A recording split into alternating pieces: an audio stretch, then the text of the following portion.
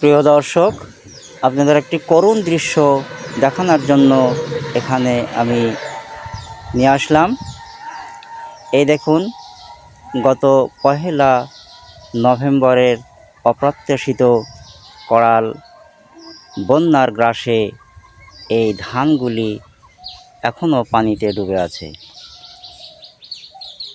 হাজারো কৃষকের স্বপ্ন এভাবেই নষ্ট হয়ে গেছে।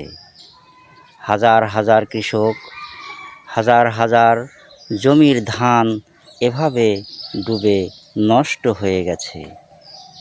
এই যে দেখতে পাচ্ছেন আমার সামনে অনেক ধান ক্ষেত, এই ধানগুলি সব পানির নিচে এই পড়ে আছে, পানির উপরে ভেসে আছে এই জায়গাটি।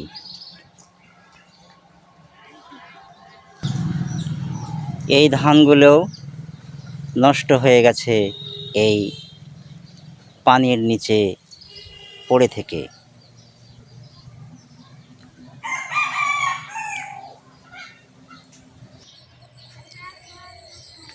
এই যে এখানেও এই ধানগুলি দেখতে পাচ্ছেন, এই ধানগুলি পড়ে গেছে এই বন্যার তোড়ে।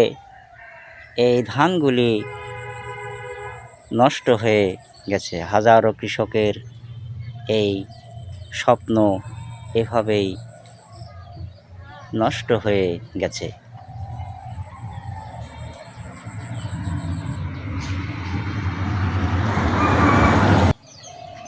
বন্যা কবলিত পানিতে ডুবে থাকা ধানগুলি আপনাদের ঘুরে ঘুরে দেখানো হচ্ছে।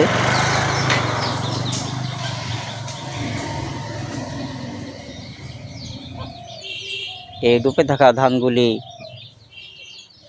দেখানো হলো এ পর্যন্ত।